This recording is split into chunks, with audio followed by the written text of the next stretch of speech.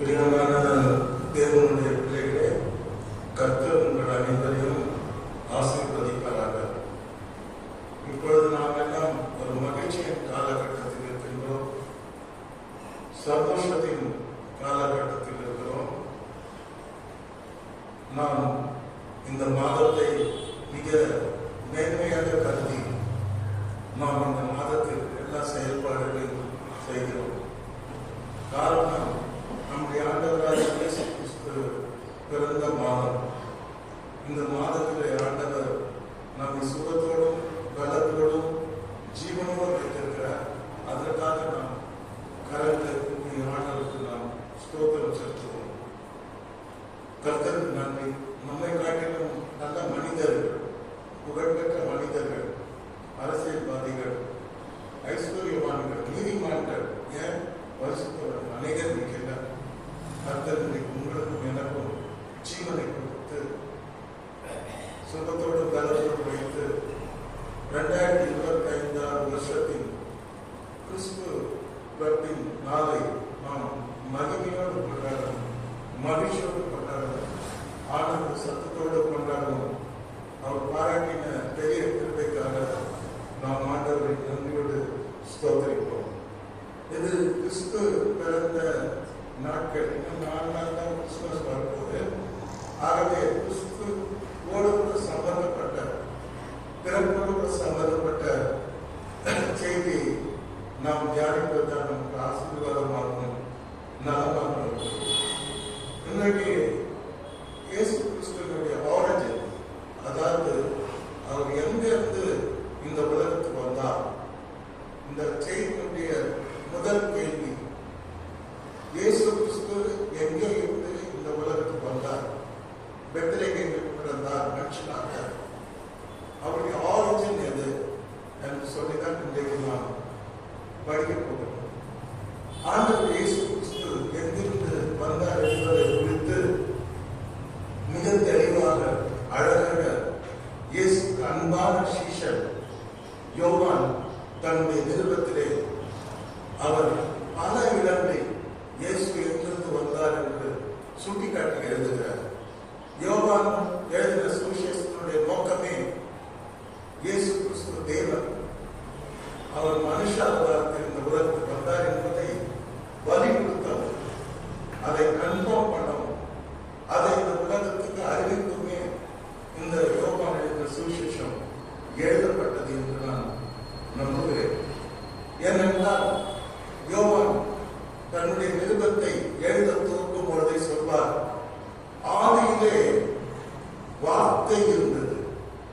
In the beginning, in the beginning, in the beginning, there was word. Nothing was there. There was word. No earth, no heaven, nothing is there. But there was word. வார்த்தை இருந்தது. நாம் ஆதியாகம புத்தகத்திலே படிக்கும் பொழுது தேவன் எல்லாவற்றையும் சிருஷ்டிக்கிறார். ஆனால் தேவனை பார்க்க முடியவில்லை. ஆனால் ஒரு வார்த்தையை மாத்திரம் நாம் காதுகளில் கேட்கின்றோம். அந்த வார்த்தை பேசுகிறது. வெளிச்சம் காணப்பட கடவுது. வெளிச்சம் உண்டாயிற்று. இது வார்த்தை. வெட்டம் வரை காணப்பட கடவுது. வெட்டம் வரை உண்டாயிற்று. புரியுதுங்களா? அப்ப வார்த்தை அங்கே செயல்படுகிறது. ஆனால் யாரையும் பார்க்க முடியவில்லை. அதைதான் மிக அழகாக தொகுத்து எழுதுகிறார் யோவான். ஆதியிலே வார்த்தை இருந்தது. அந்த வார்த்தை தேவனிடத்தில் இருந்தது. அது தேவனோடு இருந்தது. தேவனிடத்தில் இருந்தது. தேவனுக்குள் இருந்தது. அந்த வார்த்தை தான் தேவனாய் இருந்தது. அல்லேலூயா. That word was with God. That word was God. Hallelujah. அந்த வார்த்தை தான் தேவனாய் இருந்தது என்று இங்கே அழகாக எடுத்து சொல்லுகிறார். சிருஷ்டித்த காணப்பட்ட அந்த வார்த்தை அது தேவனாய் இருந்தது. அவர் இப்ப மெதுவா ஆண்டவரை இயேசுவை இணைக்கின்றார். அவர் ஆதியிலே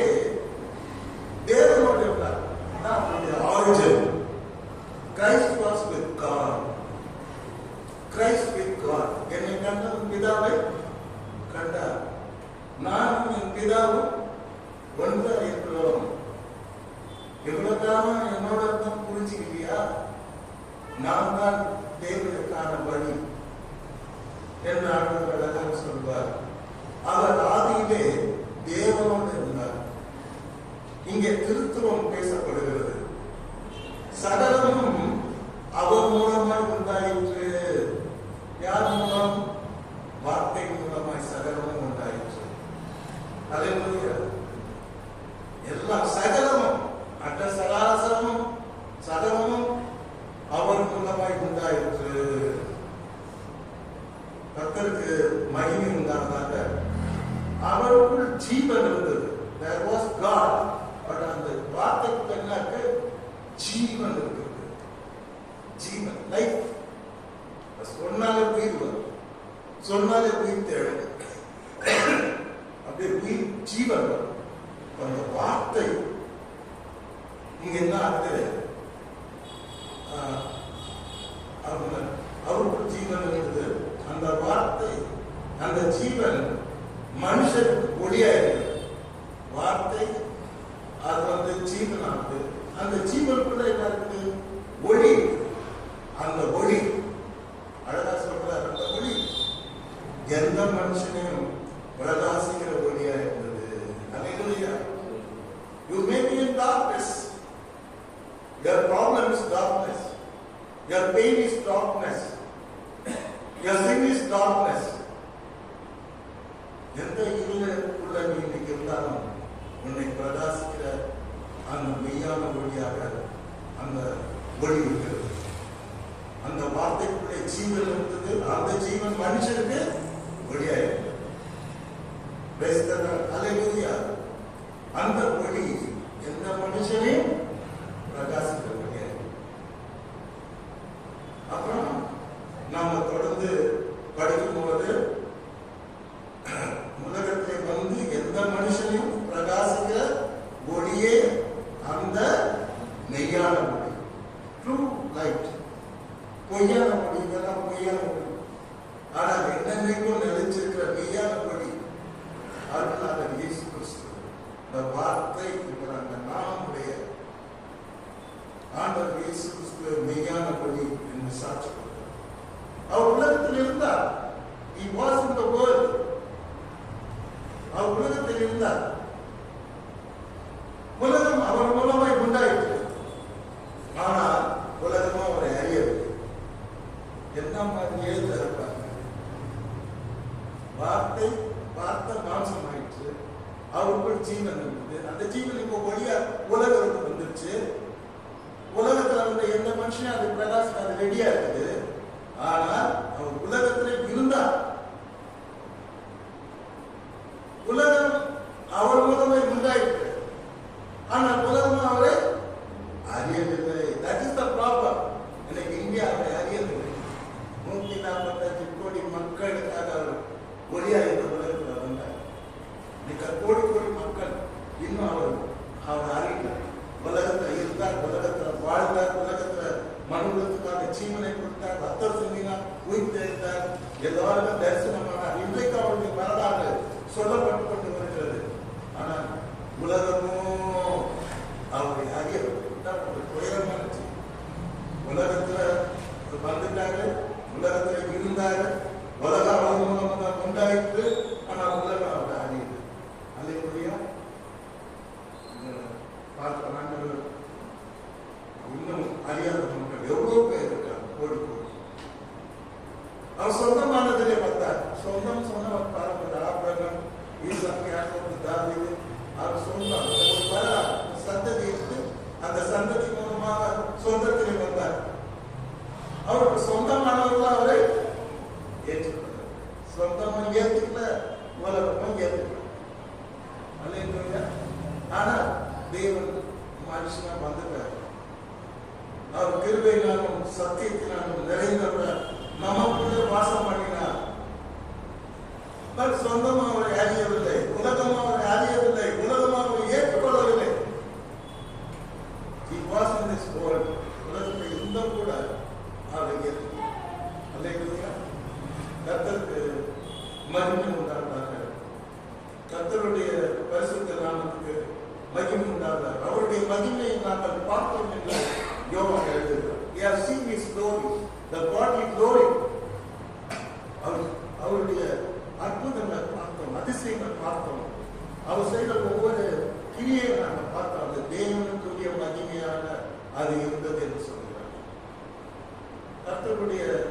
பரிசுத்த நாமத்துக்கு மகிமை உண்டாவதாக.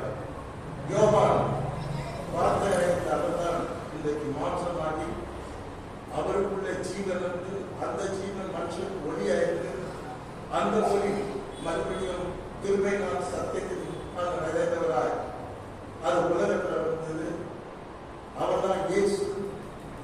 அந்த அவர் உலகத்தில் வந்தும் உலகத்தால் உண்டாக்கிய உலகம் அவரை அறியல.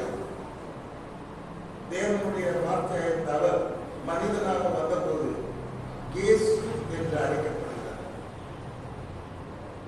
தேவனுடைய வார்த்தையை அவர் மனிதனாக வந்தபோது இயேசு தமது ஜனங்களிலிருந்து பாவங்கள் ரட்சிக்கிறவர் என்று அழைக்கப்பட்டார்.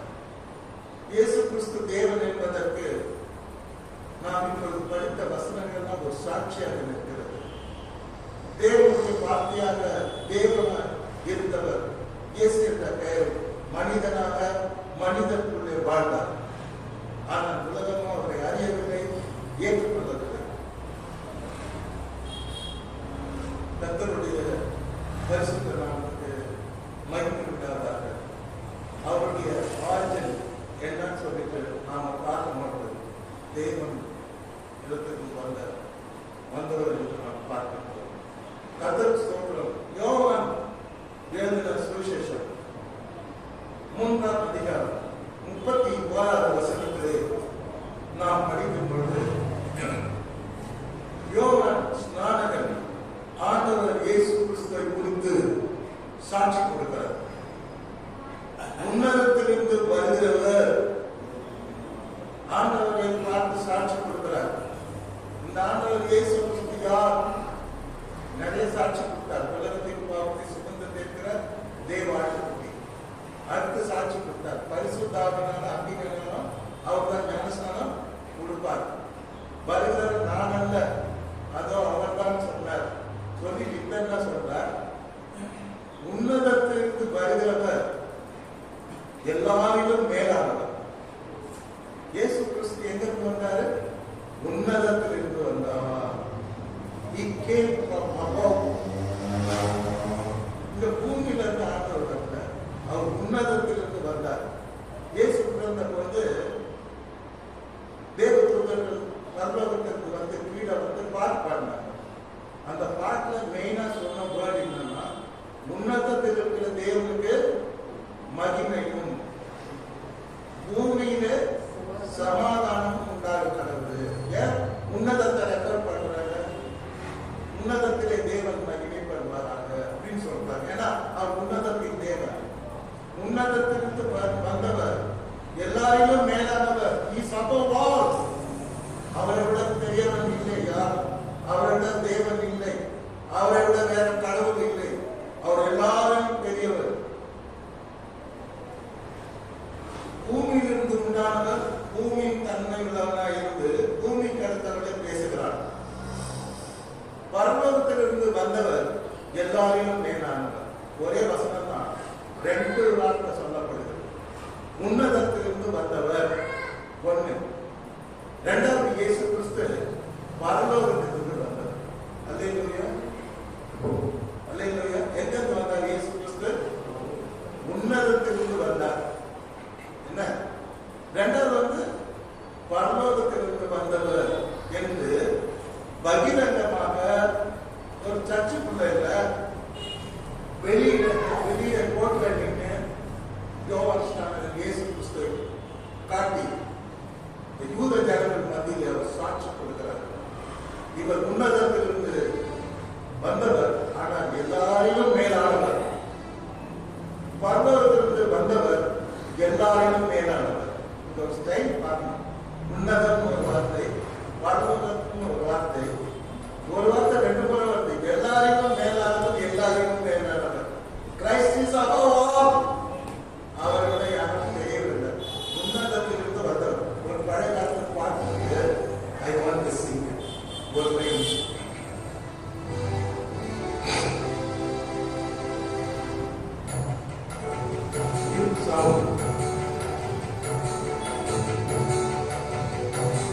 உன்னதத்திலிருந்து வந்தவர், அவர் எல்லாரையும் மேலானவர்.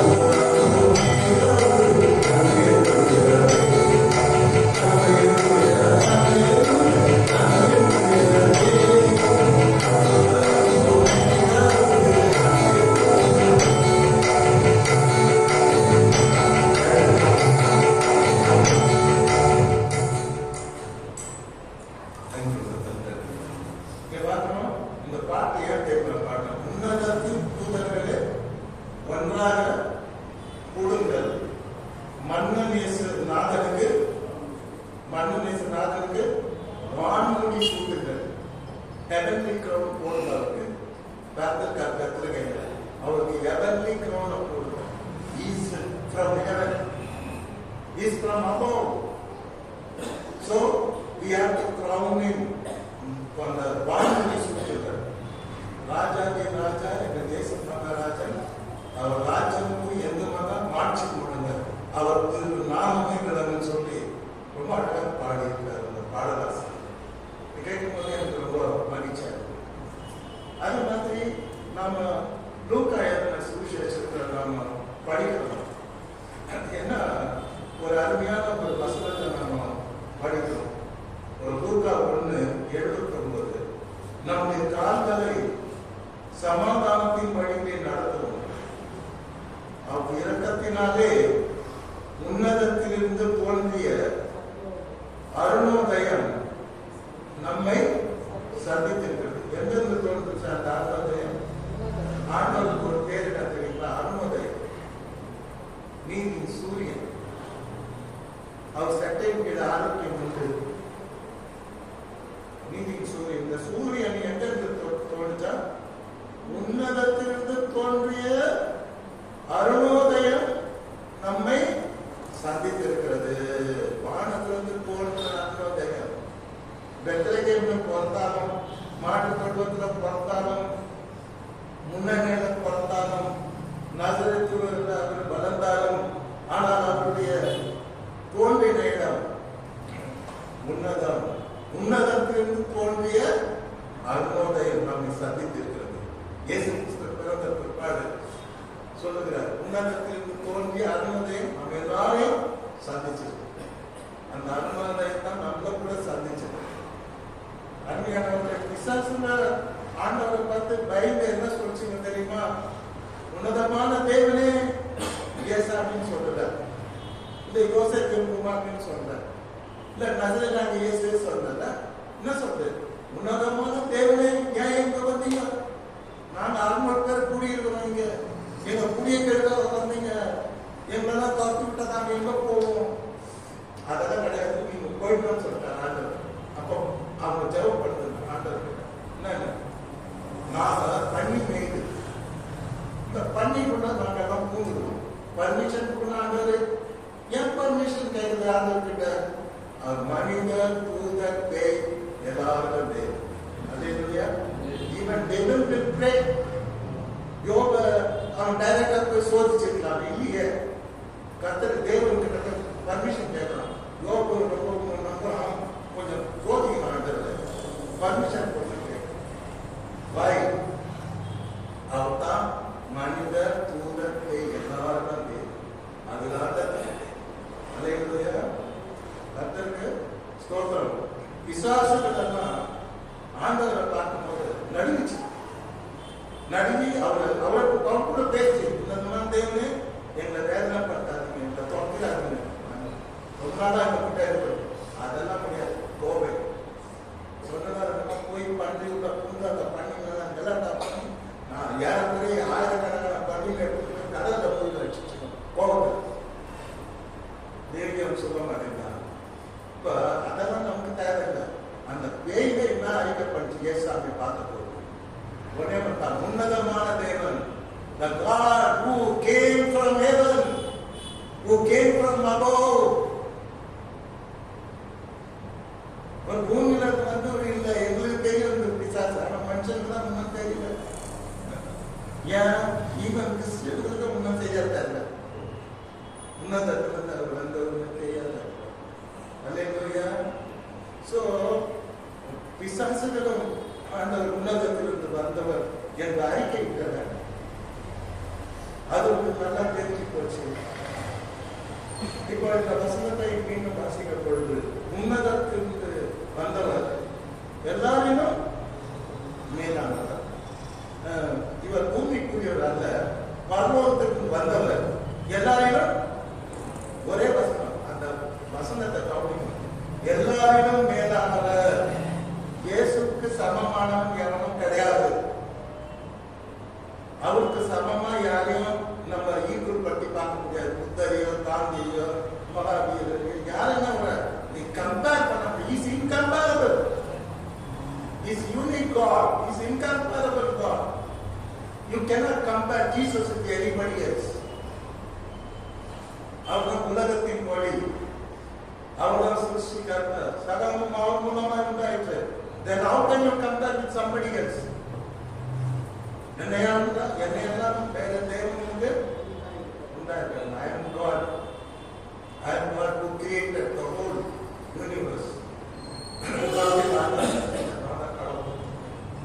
அருமையானவர்களே, இந்த வசனத்தில் ரெண்டு வார்த்தை, பிரமாதமான வார்த்தை என்னன்னா, உன்னதத்திலிருந்து வந்தவர் எல்லாரிலும் மேலானவர், பரலோகத்தில் வந்தவர் எல்லாரிலும் சொல்லுங்க, எல்லாரிலும் மேலானவர். எல்லாரும் சொல்லுங்க, எல்லாரிலும் எங்க போனாலும் சொல்லணும். எல்லா நாமத்துக்கும் மேலான நாமத்தை அவருக்கு தந்தறினார். இயேசு என்ற நாமத்துக்கு இணையான நாமம் எதுவும் இல்லை. அழகாக ஒரு பாட்டு இருக்குது, அந்த பாட்டையை மறைச்சிட்டாங்க.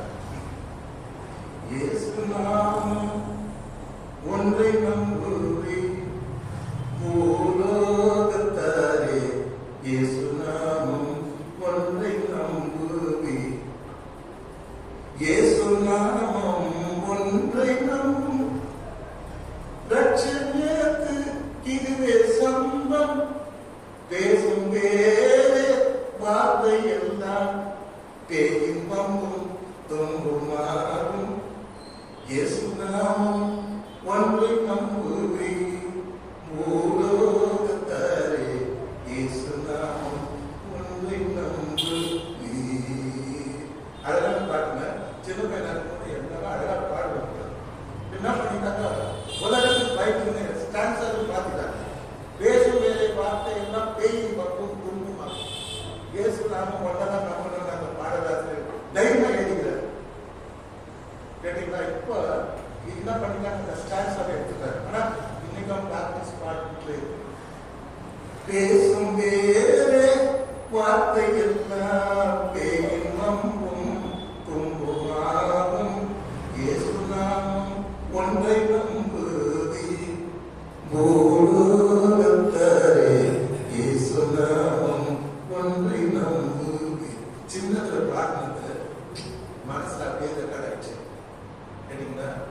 அப்போ இயேசு நாமம் தான் எல்லா நாமத்துக்கும் மேலான நாமம். வேறு பேசும் வேறு வார்த்தையெல்லாம் பேய் பண்ற பம்பு துண்டு ஜனங்களை ஏமாத்திருக்கிறான். புரியுதுன்னா?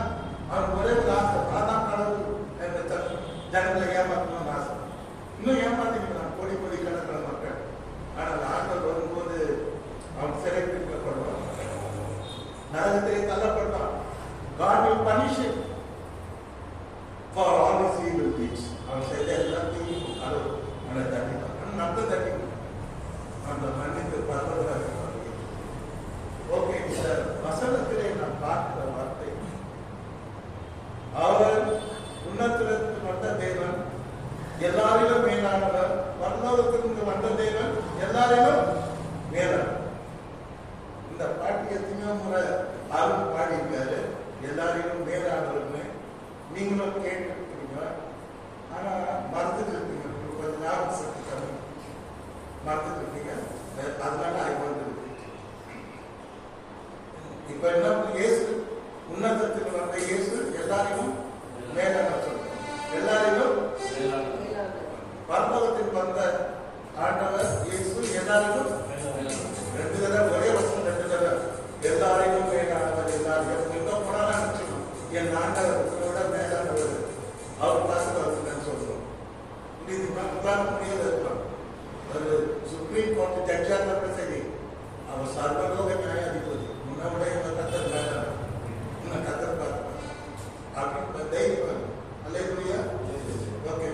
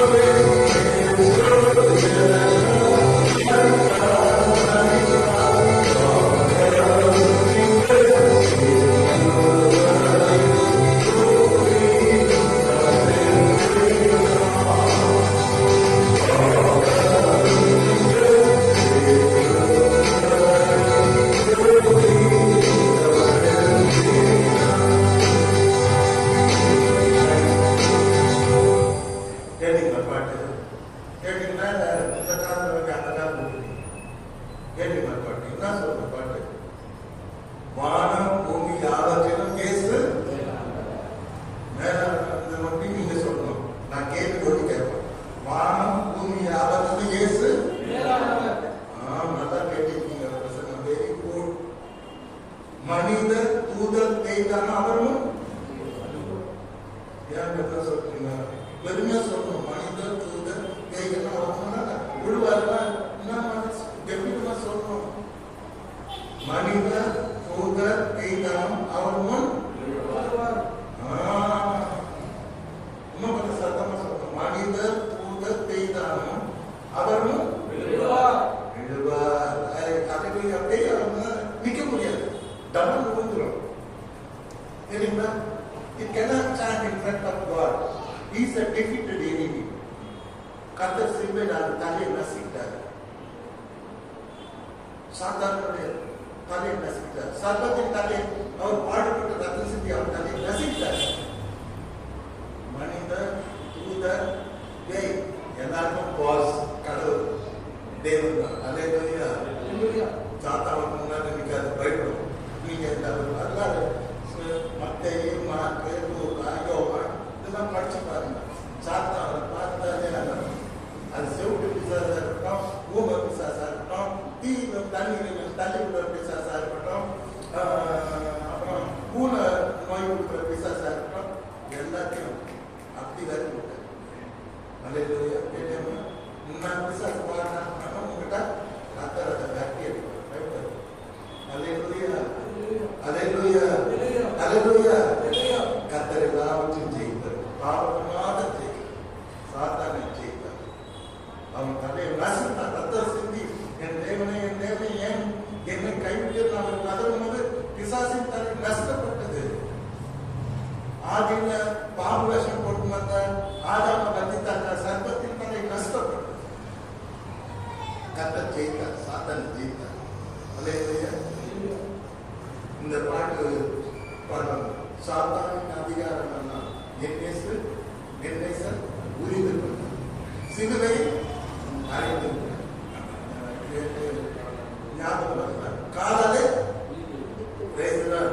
ரொம்ப பாயிண்ட் முக்கியமான பாயிண்ட். காலால மெதிக்கிறார். கையில அடித்த சாத்தான கத்தர் சிலுவையில காலாலே மெச்சார். அது நசிச்சு சாத்தானை ஜெயித்த மாவீரன் இயேசு. ஆகவே வானம் பூமி யாவற்றிலும் இயேசு பைபிள் சொல்லிட்டாங்க. உன்னதத்திலிருந்து வந்திருக்கிற இந்த இயேசு எல்லாரையும் மேலானவர். அது யார்? மனிதன் தூதர் விட மேலானவர். அல்லேலூயா. கர்த்தருக்கு ஸ்தோத்திரம். அருமையானவர்களே, நம் தேவன் பெரியவர். நம் தேவன் பரிசுத்தர். நம் தேவன் நல்லவர். நம் தேவன் நல்லவர். நம் தேவன் ஆராய்ந்து முடியாத பெரிய காரியங்களை செய்கிறவர். எண்ணி முடியாத அதிசயங்களை செய்கிறவர். அவர் சொன்னாலும் அவர் கட்டளையில நிற்கும். வை? பிகாஸ் எல்லாரும் மேலான. ஆமென். அல்லேலூயா. அல்லேலூயா. உங்களை சந்திக்கிற ஒவ்வொரு எதிரிக்கும் மேலானவர். பார்ப்போம். அவனுடைய சேனையை என்ன பண்ணார்? சமுத்திரத்தின் ஆழத்துல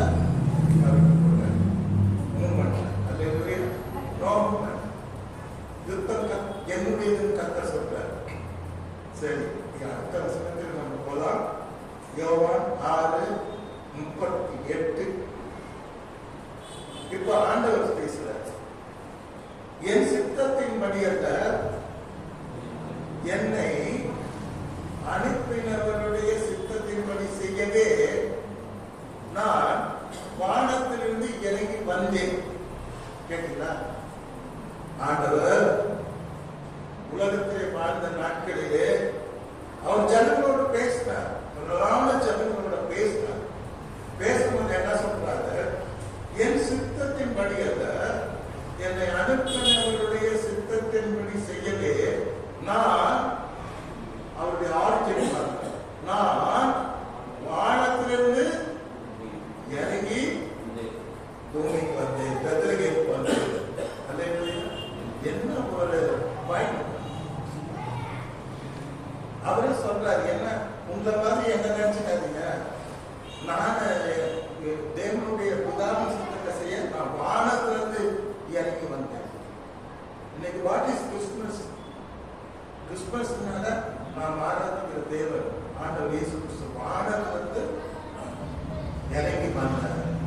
சொல்றார் கர்த்தருடைய ஏன் வந்தார்? அவருடைய தெய்வ சித்தத்தை மனிதனாக செய்ய வந்தார். தேவன் மனுஷனாயிட்டார். மனுஷனாயிட்டு சொல்றாரு, நான் தேவனுடைய சித்தத்தை செய்ய வந்தேன். நான் அதை செய்யறதுக்காக நான் வானத்திலிருந்து இறங்கி வந்தேன். கேட்டீங்களா? என்ன இறங்கி வந்தாரு? வானத்திலிருந்து இறங்கி வந்தார். தெரியல, இறங்கி பூமிக்கு வந்தார். வந்து படுத்துக்காரு. குழந்தை ஹல்லேலூயா. What a loving God. What a beautiful God. What a handsome. அவர் தொழில் எவ்வளவு பாக்கி கிழக்கு வைஸ் மேன் சாப்பிட்டீங்கன்னா பயணம் பண்ணி வந்து ராஜா சொல்லிருக்காரு. எங்கே கிங் கேட்கிறாங்க. அவங்க அம்மா போனோம் புரியுது, என்ன கிங்கு கேட்கிறாங்க. நம்மளே புதுசா வீட்டில் இருக்கும் ஒரு குக்கராக முடிக்கிறாங்க. அவன் வெள்ளை போன கும்பிடுறாங்க இயேசு. ஸோ என் சித்தத்தின்படி அல்ல, என்னை அனுப்பினவருடைய சித்தத்தின்படி செய்யவே நான் வானத்திலிருந்து இறங்கி வந்தேன். இன்னைக்கு நாம் கற்றுக் கொடுக்கிறார், நம்ம சித்தத்தின்படி நாம் எதையும் செய்யக்கூடாது. நாம் தேவனுடைய சித்தத்தின்படி எல்லாவற்றையும் செய்ய வேண்டும். என்னை நோக்கி கர்த்தாவே கர்த்தாவே கூறுகிறவர் பரலோக ராஜ்யத்தில் பிரவேசிக்க மாட்டான். என் சித்தத்தின்படி செய்கிறவனே பரலோக ராஜ்யத்தில் பிரவேசிப்பான். என்னன்னா ஆண்டவருக்கு சித்தம். ஆண்டவரே இந்த போர் உங்களுக்கு சித்தமா கேட்கும். அல்லே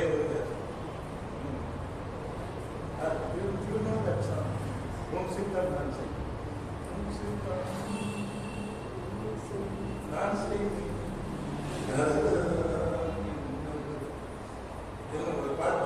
நம்ம எல்லாம் தேவன இயேசுவாமி மனுஷனா வந்தப்ப அவரே தேவனுடைய சித்தத்தை செய்தார்னா அவர் நம்ம முன்மாதிரியா ரோல் மாட்டாரு. நாம கூட இந்த கிறிஸ்துமஸ் நாட்கள்ல அவர் சித்தத்தை செய்வோம். நம்ம சொந்த சித்தத்தை ஒதுக்கி வச்சுட்டு, அம்மா சொன்னதை ஒதுக்கி வச்சுட்டு, நண்பர் ஃப்ரெண்ட்ஸ் சொன்னதை ஒதுக்கி வச்சுட்டு, ஆபீஸ் சொன்னதை ஒதுக்கி வச்சுட்டு ஆண்டவர் சித்தத்தை நாம் செய்வோம். இது பாட்டு மூலம் நான் சொல்றேன். கர்த்தருடைய ஆசீர்வாதம். இன்னைக்கு நாம் சுயசித்தத்தை செய்து நாங்கள் தோற்று போயிடும். சொல்றோம் கேட்டா செய்து தோல் கேட்டு கண்ணீர்ல கலந்து நேரத்தை செய்யும் போது success, there is peace, there is joy, there is love. அங்கே என்னென்னமோ கிடைக்கும்.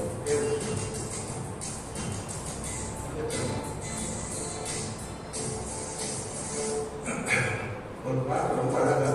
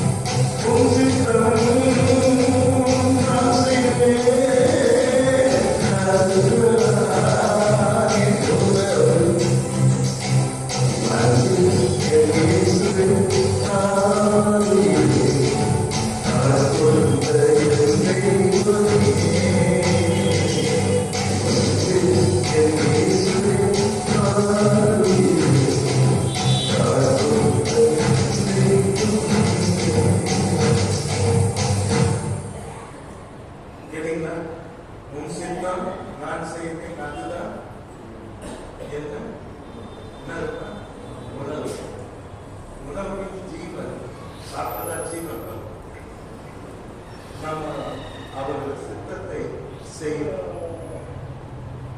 கர்த்தருடைய ஆசீர்வதிப்பாராக.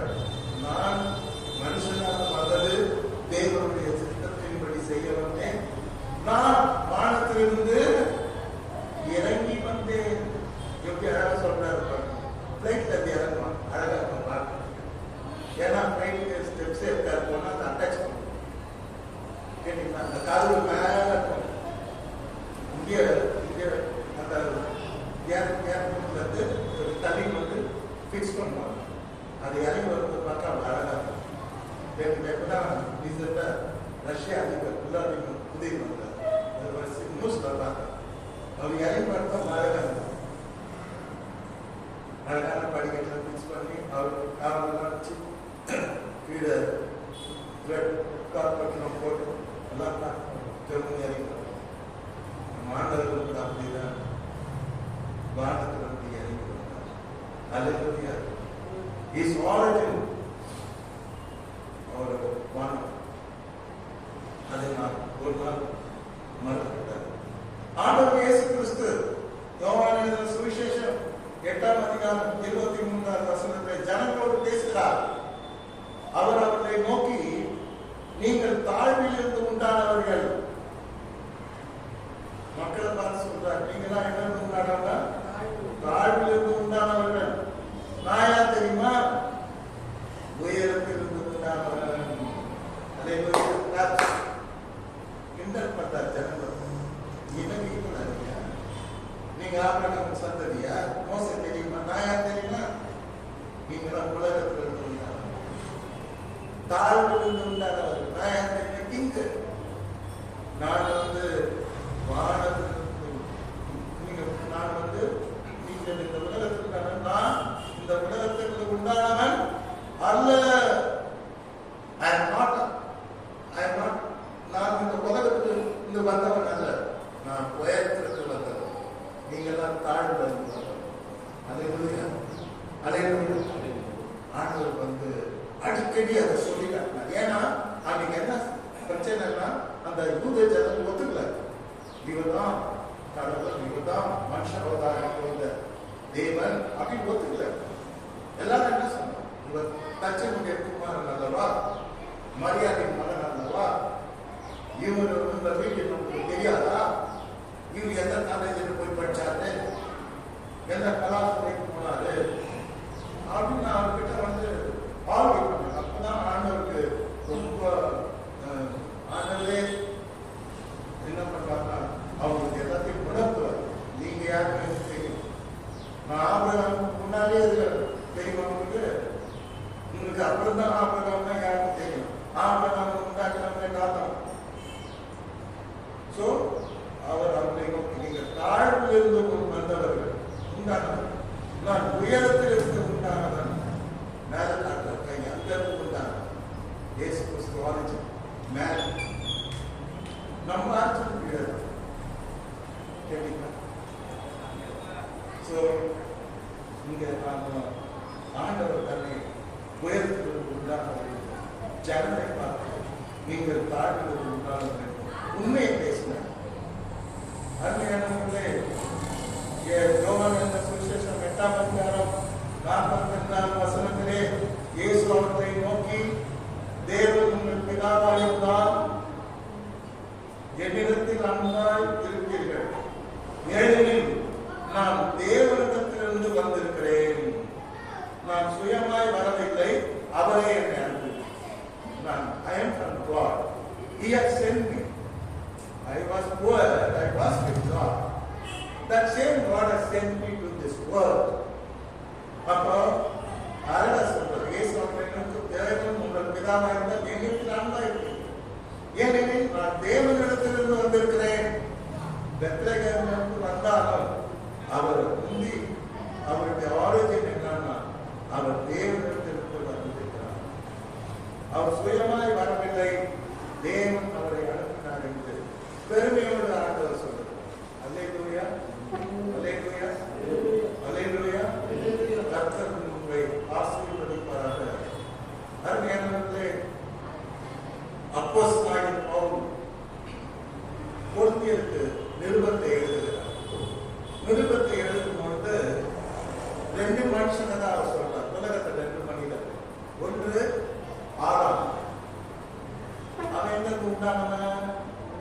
பாடுங்க. உன்னதத்தில் மேல இந்த கத்தர் ஒரு மண்ணை எடுத்து விஷத்தை ஊதி மண்.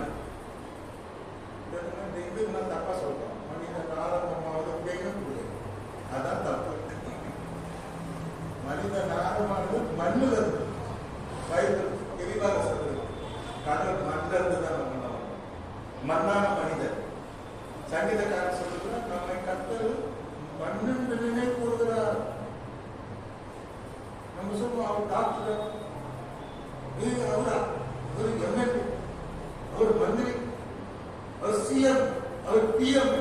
என்னங்க சார், எல்லாருக்குமே கடைசி கண்டுபிடிச்சிருக்கிறது மண். ஆண்டவர் மேல சிக்கி பார்த்து நம்மை மண்ணை நினைவு கூறுகிறார். ஒரு பாட்டு பாடுறாங்க, ஜம்மன் வரமா இந்த பேசார் பாட்டு. எல்லாருமே மண்ணில் தான் ஐயா, எல்லாமே மழை ஏற்கிறாங்க ஐயா. அது நல்ல பாட்டு. ஜம்மன் அது அவங்க தான் பாடு. சூப்பர் பாட்டு. அது அவங்க அது புதுசாக கண்டக்டர் அந்த 6 ஒரு ராய் ஒரு வண்டி இருக்கும். அப்புறம் அதை அடிக்கடி பார்ப்போம். இந்த அம்மாவுக்கு பாட்டு ஜம்மன் பாட்டு, சூப்பர் பாட்டு. எல்லாமே மண்ணில் தான் ஐயா, எல்லாமே மழையை தான் ஐயா. பூமியின் கீழே நடப்பதும் காணப்படும் எல்லாமே மண்ணு தான் ஐயா. கட்சியில எல்லாமே மண்ணு தான் ஐயா. எல்லாரும் கட்சியில போகணும்.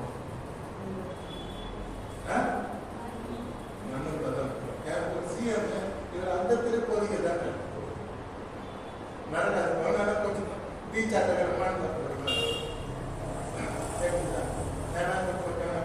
நாட்டை கிட்ட ஆட்டாரு பீச் ஆட்ட கொஞ்சம் நல்ல சாதம் அவருக்கு நல்ல படம் பார்த்துருக்கோம். கேட்டீங்களா? 2 மனுஷன் மண்ணில் இருக்கிறாங்க. 2வது மனுஷன் யாரு? வானத்திலிருந்து வந்த கத்து. எப்படி சொல்றாங்க? முந்தின மனுஷன் பூமியிலிருந்து உண்டான மண்ணாக 1:47.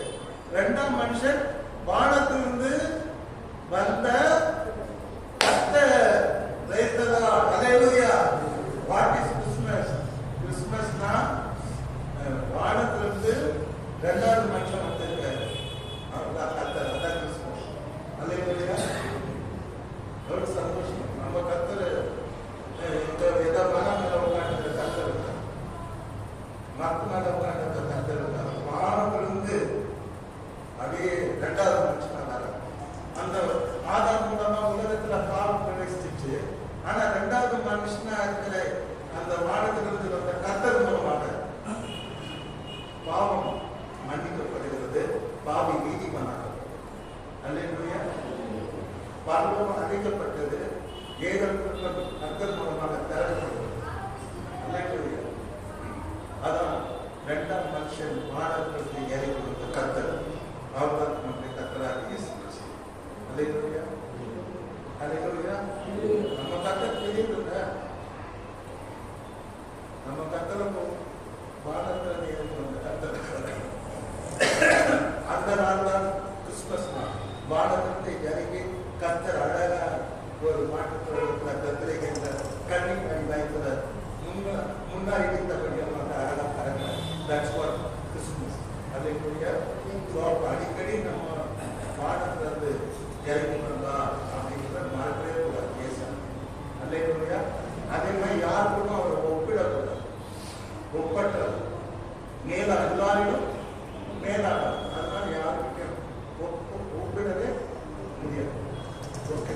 இப்போ இந்த செய்தி நம்ம ஆண்டவர் இயேசு கிறிஸ்து வானத்திலிருந்து வந்தவர், எல்லாருக்கும் மேலானவர். உன்னதத்திலிருந்து பெத்லகேமுக்கு வந்தவர், அவர் எல்லாரிலும் மேலானவர்.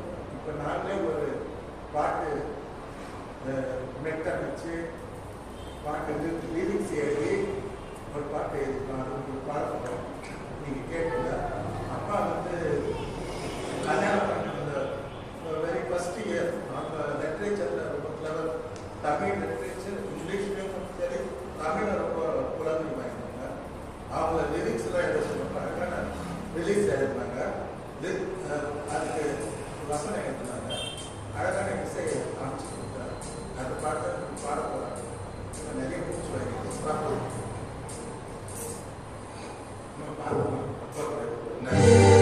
இன்ட்ரோடு ஸ்டார்ட்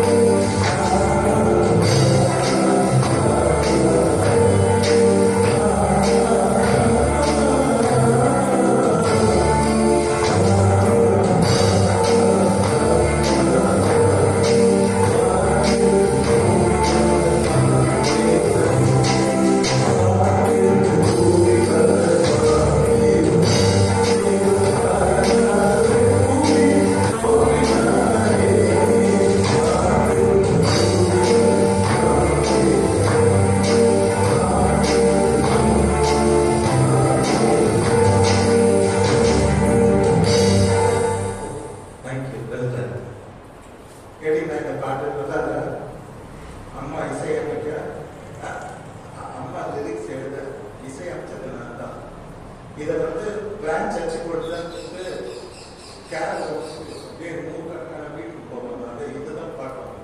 காட்டும் பூனை தயார பாதிக்கே சந்தோஷம். இந்த பார்க்கும் ஒரு சந்தோஷம், சமாதானம், மகிழ்ச்சி எனக்கு நிச்சயமா கிடைச்சது. கர்த்தர் சொல்றேன், இந்த பாட்டினுடைய பொருட்டு இன்னைக்கு கேட்ட சார், வானம் விட்டு பூமி வந்தா தேவன் பாடினாகவே புவியும் தோன்றினார். ரட்சகராய் பெத்தனையும் வேறொழிய உலகத்தினுடைய இருளிக்கும் நெய்ஜோதிய தோன்றினார். அதுக்கு தெரிஞ்சுக்கிற இடம் தெரிஞ்சுக்கிற வெள்ளை மாளிகையா, ஒயிட் ஹவுஸா, ஏழு மாளிகையா இல்லைன்னு அப்படிதான் அந்த சாத்திரிங்க நினைச்சு ஏழு போயிட்டாங்க. ஏன்னா கிங்காக தான் பிறந்திருப்பாங்க. மாட்டு தொட்டிலை தெரிந்தெடுத்தா மகிமையில் வாழ்க்கை. அல்லேலூயா. சோ நம்ம ஆண்டவர் வானத்திலே எப்படி இறங்கி நமக்காக ஒரு மாட்டு தொழுவத்துல சின்ன குக்குறதுல அவர் மகிமையை எடுத்து தேவனுக்கு சமமாக இருப்பதே கொள்ளையாடின பொருளாக இல்லாமல் மனுஷ சாயலாய் கடிமை பூர்ணம் எடுத்து சிறுவை மரணத்தில் தன்னை தாழ்த்தி அவர் உலகத்தில் நன்றாக வாழ்ந்து நமக்காக ஜீவனை கொடுத்து உயிரோடு எழுந்து எங்க போயிட்டாரா? இல்ல, இதோ உலகத்தின் முடிவு பரியந்தம் சகல நாட்களிலும் நான் உங்களுடனே இருக்கிறேன், உங்களுடைய கூட இருக்கிறேன். அதே யாருமே நம்ம கூட இருக்க முடியாதுங்க. நம்ம அப்பாவா இருக்கோம், அம்மாவா இருக்கோம், பூஜனா இருக்கோம், மண்டாட்டியா இருக்கும். விட்டு போயினா இருப்பாரு, டைம் வரும். கொஞ்சம் பேசுறேன், இது போய் வராது. நான் வேலைக்கு போனேன் எல்லாரும் இதோ உலகத்தின் முடிவடைக்கும் சட்டமாட்டிலும் நான் உங்களோட தூங்குவதுதான் உங்களை நான் பாதுகாக்கணும். ராத்திரி தூங்கும்போது நான் சொல்றேன், ஆண்டவரே நீங்க என்னோட உலகத்தின் கத்தர் உலகத்தின் மேல எல்லாத்தையும் விலகி உலகம் போதும் காக்கின்றார், போகும்போதும் காக்கின்றார், வரும்போது காக்கின்றார், தூங்கும்போது காக்கிறார். எப்படி காக்கிறாரு? மேல போது காக்கிறார். அவர் உங்களுடைய கோயிலாங்கன்னா ஆண்டவர் பயப்படாதீங்க, கன்ஃபார்ம் பண்ணி எத்தனை விசுவாசிக்கிறீங்க?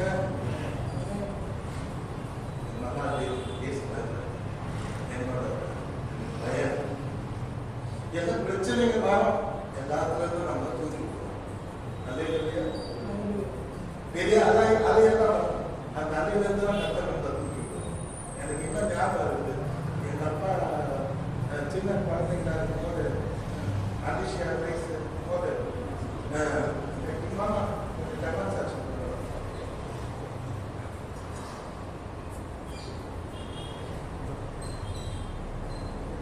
இந்த வயசு இருக்கும்போது எங்க அப்பா பீச் எங்க அப்பா பீச்சுக்கு போறேன். எங்க அண்ணன் ஒரு கையில பிடிச்சிட்டாரு, என்ன ஒரு கையில பிடிச்சிட்டாரு. உள்ள போய் நிக்கிற தண்ணியில அலை அடிக்கும் போது ஐயோ அம்மா கத்தணும். ஆனா எங்க அப்பா கையை கெட்டியா பிடிச்சிருந்தாரு. அலை எங்க தூக்குறாங்க, எங்க அப்பா தூக்கு ரெண்டு கையை பிடிச்சிருந்தாரு. எத்தனை அலை அடிச்சா நம்மளை தூக்க முடியாது. ஆனா அலை அடிக்கும் பயப்பட அலாடிக்க கட்டக்கூடாது, கத்த தூக்கிடுவார். அது இல்ல சங்கடம் கேட்டால் பீச்சு விட்டுருவார். நம்ம அப்பா இயேசு நம்ம கை பிடிச்சிங்க,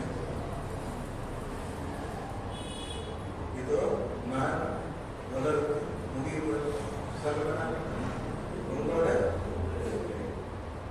கத்தர் உங்களை ஆசீர்வதிப்பாராக. ஜாலியாக கிறிஸ்துமஸ் கத்தர் கொடுப்பாராக.